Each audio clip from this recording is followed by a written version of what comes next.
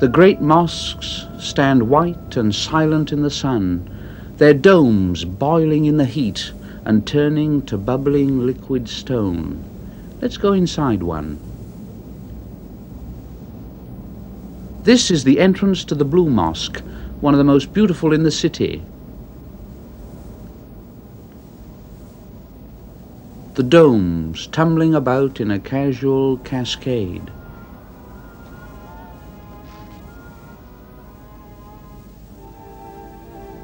The courtyard, serene and quiet. The minarets, dignified and proud. But before you can go in, you must put on a pair of overshoes, or take your own off, but that could be embarrassing. Overshoes are easier, but they're certainly over. Mine are about 7 sizes over. And this is the bowl of the Blue Dome, poised pretty and delicate on these mighty pillars.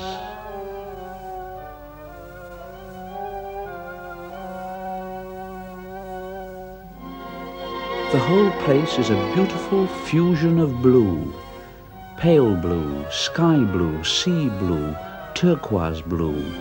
Soft, soothing, cool blue. And the great open floor is heavily laid with Turkish carpets. Wonderful old carpets whose weavers have been dead for 300 years. But the carpets completely deaden any cathedral echo. It's a most comforting and sympathetic atmosphere. And look at this iron spider candelabra.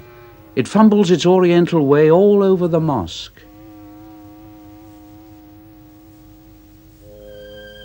And there's a dear old English grandfather clock. It was presented by Queen Victoria to the Turks. It looks beautifully awkward and English here, but it's still going, and I must be going too. Up to the smart end of the city. That's a large new American hotel, where all the large new Americans like to stay.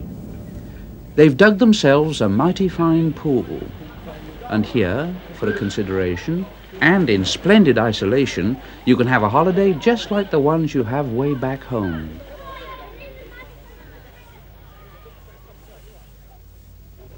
But the great place for a picnic is on one of the Prince's Islands in the Sea of Marmara, an hour-and-a-half steamer ride from Istanbul. This is where the Istanbulers like to come to relax. This is where the trees are just right for hammocks, and hammocks are just right. When Turks go on a picnic, they really go on a picnic. The stuff they don't want, they sling away, and the stuff they want, they hang in the trees. There's Kemal, Abdul and the boys having their photographs taken. That's it. Thank you. Thank you. Never mind. But everyone enjoys themselves the way they like best. Half the picnickers squander their time away tearing about after a ball. And the other half fritter it away in sleeping and swinging.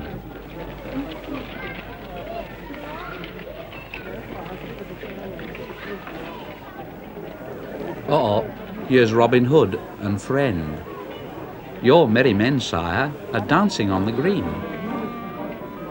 That's the sort of picnic place it is. Somebody starts dancing, and one by one, the others join in. Soon, everybody's at it. Everybody? No, dear, you're not old enough. But they'd like it up here in the trees. Well, the beaches are very small, and there's hardly any sand on the island. Bathing's not all that easy, and so they stay under the trees.